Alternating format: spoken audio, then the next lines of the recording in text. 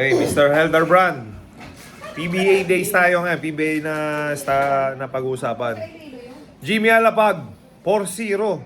Fresh from the NBA. What can you say?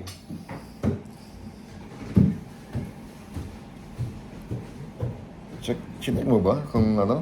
Yeah, I think 3-0. Sure ako 3-0. So, of course, ang sabi kasi, hindi niya pa nakakalaban yung San Miguel. Yun daw ang tunay na test.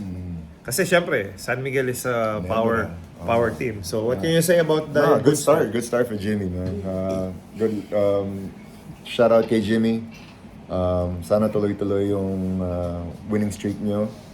And umabot kayo sa finals para makita yung para maiba naman. Oo. Yeah. Paano pag Ginebra kalaban? Sorry, Jimmy.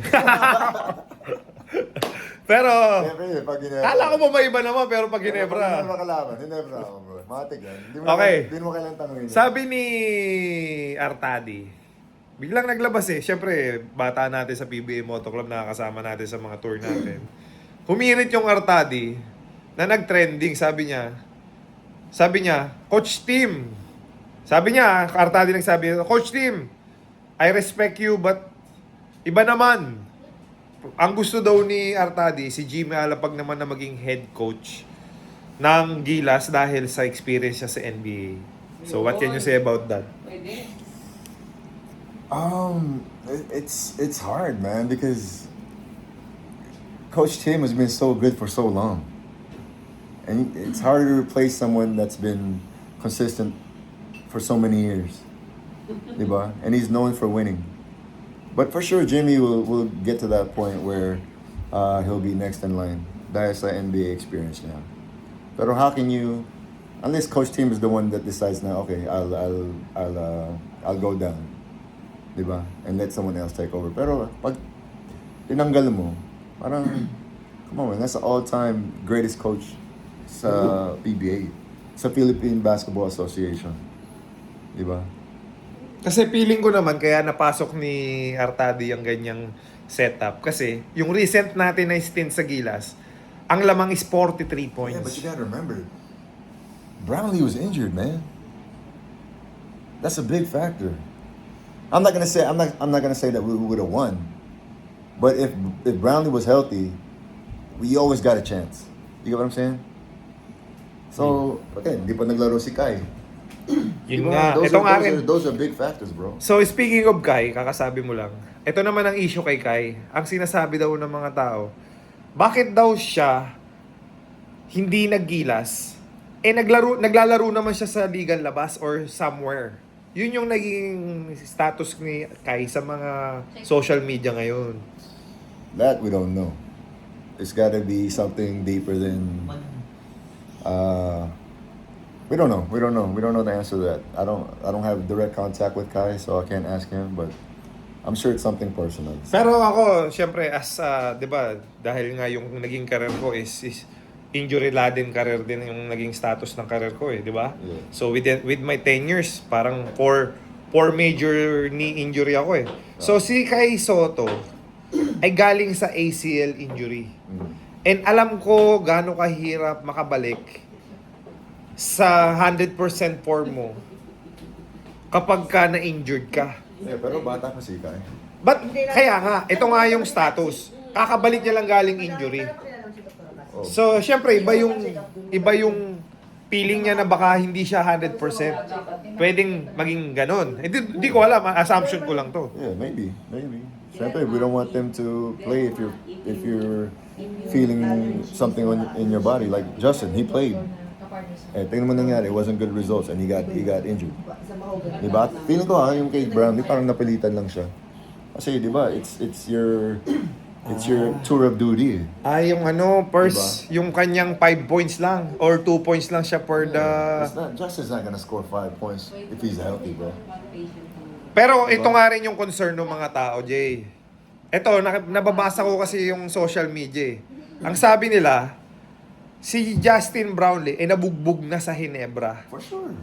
Kaya yung pagdating niya sa Gilas, injured na pala siya. Yeah, yun nga nangyari. Eh, so, ang question ngayon ng taong bayan, bakit, Why? bakit siya ipinilit? I say that's his heart. That's what I'm saying. Even though he's feeling something, he still wants to serve. You get what I'm saying? I agree. Even though he's hurt, he's feeling Knowing something. Justin Brownlee. He still wants to fight for the country. Yeah, na dapat You na-appreciate don't natin. bash that. You support that. Dapat na-appreciate natin, no? I agree. I agree with you. Okay? So, ako naman, doon sa sinabi ni Artadi na si Jimmy Alapag ang gawing coach sa Gilas, bakit hindi na lang isali si Jimmy sa Gilas ulit as a coach? As a coach, so he gets more experience. So, para matulungan niya si Coach Tim. Dahil, syempre, hindi natin matatanggal o mapapagkaila Eh, for sure, papunta si Jimmy doon. dahil sa experience sa NBA, di ba? Because he's already, he's just now the first time being head coach in the PBA. So, for sure, in the next few years, nandun na rin siya. Dito ka mabibilib, Jay. Napanood ko yung interview niya or nabasa ko. Napanood ko both. Nabasa ko rin yung mga sinabi niya. Ang sabi niya, ang dami daw offer ng NBA teams. I think 8. May 8 team na gusto siyang kunin as assistant coach na NBA Tapos meron din sa Japan. Mas pinili niya sa Pilipinas. So, dahil daw sa family niya, gusto daw ni wifey. Sino yung wifey ni LJ Alapag. So, sabi ni LJ Alapag sa yung mga anak niya, gusto nilang bumalik sa Pilipinas. So, nag-sacrifice siya as a father to fulfill yung family wish niya. Wish ng family niya. And he's just being a dad. He's being a family man. That's what you do when you have a family. Diba? You support each other and you sacrifice for each other. So, shout out to Jimmy, man. He did the right thing. Alright. So, there you go mga amazing. Simple lang ng kwentuhan tungkol sa basketball. And alam ko naman, lagi yung inaabangan yung comment and mga assumption ng JJ Helderbrand. So, there you go. Meron pa ba tayo nakalimutan? So, congratulations sa NLEX kasi yan naman something new na sila yung number 1. Di ba? But, totoo nga kasi na yung NLEX, pag nakalaban na nila yung Ginebra, yung San Miguel, dun matetest yung talagang capability nila as a team. Talk and text. Kasi pwedeng intro voice lang sila, di ba? Baka sa simula lang. Okay? So, there you go. That's our So, knowing Ginebra. Ito, last question ko sa'yo. Kaya ba ng Ginebra? Kasi ang ano naman, Yes. hindi pa nga ako tapos. Yes. Sinasagot mo. Hindi, ganito. Si San Miguel Beer, Ben, naka-Grand Slam na. Si Pure Foods, naka-Grand Slam na. Panahon nila Ping, nila James, di ba? Ang Ginebra, hindi pa nakaka-Grand Slam. We got injured, man. Alright, we got injured. Because that's part of the game. If you don't know how to be healthy, you will lose. So, nakaisa na kayo. 2 na lang para maka Grand Slam. Do you believe as a Yes. healthcare brand? Yes, I believe. NSD, no matter what. Alright? Ang problema nga Do ngayon, you believe? no, ang problema mo ngayon, wala kang Justin Brownlee. That's a big problem. So, ang import mo, ang laking full. That's a big hole to fill, man. So, Justin, get well soon, bro. yeah, We need you, man. yun ang problema mo ngayon. You can play until you're 40, man. 40 plus. Kaya mo pa yan. So, dito din matetest yung capability ni Coach Tim na mag-adjust pag wala na yung Justin Brownlee. Dahil ever since, kaya lagi nagcha-champion recently ang Ginebra is because of Justin Brownlee. No doubt. Right? No doubt. Kasi pag All Filipino Cup, di kayo nananalo. Hindi nagcha-champion yung Ginebra. Friends. What? On your Facebook. Oh, San Miguel lang huli nag-champion ah. Ay, di mo pala. Ay, wala. Hindi ko Wala. pala. San Miguel lang All Filipino ah. Nakita ko sa Pero post. nag-champion na kami na may Philippines. I know, nagcha-champion ko. Pero mas madalas may import. Tama? Kasi San Miguel lang laging champion pag walang import. Because of course. Ito pa, last natin, bago tayo mag 10 minutes. Sino ang magiging MVP ngayon? Ulit. Okay? Titig na. Pwede, Mas pwede. hindi ko live. So actually, may chance kung mag-best player of the conference siya ulit. Yeah. Di ba? Yeah. Pero, ang pinaka-feeling kong pwedeng tumapat kay, ngayon sa statistical points kapag hindi nag-champion to, hindi siya mag-MVP. Pag nagpa-champion niya yung team niya, MVP siya. Sino? Si Bolik. Kasi si Junmar is 29, si Bolik is 26. Tapos 23 yung yung RJ Barrientos. So, pag 26 yung statistical points niya, pwedeng ibigay sa kanya na if mapa-champion niya yung NLEX. Kaya yan ang challenge natin as a PBA Moto Club kasi si Bolik gusto sumama sa atin. Message ng message, gusto sumama sa mga out of town natin. Hindi natin pinapayagan kasi Kaya daw kayo na-scam sa Poland dahil hindi ka daw siya. si Bolik, Cute nga eh. si Bolik kasi message ng message na sama naman ako kuya sa mga out of the town, out of the country tour nyo. Pag-retire mo, bro, pwede na. Automatic, mistiso eh. Kailangan natin mga mistiso sa out of the country. Yung mga ganda yung bigote. Okay, so sana kung makakarating tong video na to kay Bolik, sina-challenge ka namin. Dahil magaling naman yung coach mo at capable naman yung team mo ngayon. Dahil Siguro last challenge natin, tapos nag-ano siya, best player of the conference. si Thompson. Si Alvin Tolentino. Oh, yun. Si Alvin Tolentino. Ito ito true story mga kamay siya nanonood. Yeah. Si Alvin Tolentino, Arvin. Si Arvin Tolentino, challenge namin via video call, di ba? Yeah. Video call pa natin. Sabi namin, challenge ka namin. Mag-best player of the conference ka. Ginawa niya. Napulpil niya. Lumipad siya ng Korea. Yun. Tapos umalis na. Dahil tumaas yung kontrata niya. Pero ngayon, ang i-challenge namin ngayon, Si Bolik. si Bolik. Na capable yung team mo ngayon, tapos mataas yung statistical points mo. Hindi dahil challenge namin si Bolik, hindi dahil hindi namin mahal si Junmar. Mahal na namin si Junmar. Pero maganda kasi sa competition na may kumukumpit sa'yo. Yeah, Junmar is always gonna be there. Yeah, Junmar, yun nga yung He's nagiging always- scenario eh. He's always in the top 3 sa MVP race. And one of the best teammate and my favorite Saka teammate. No need to challenge Junmar.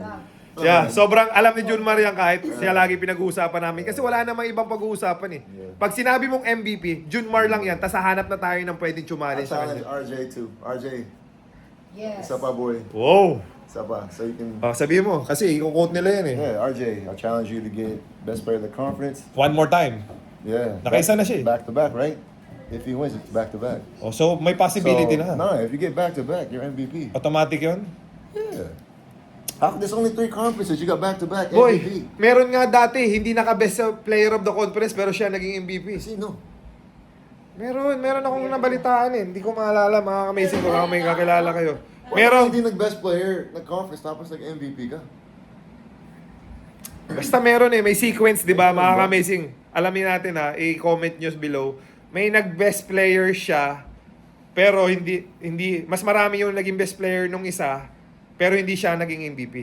Best player or Best player of the game conference. or Best player of the conference. Merong Wala siya. siya nakuha ang best player of the conference, then he won the MVP?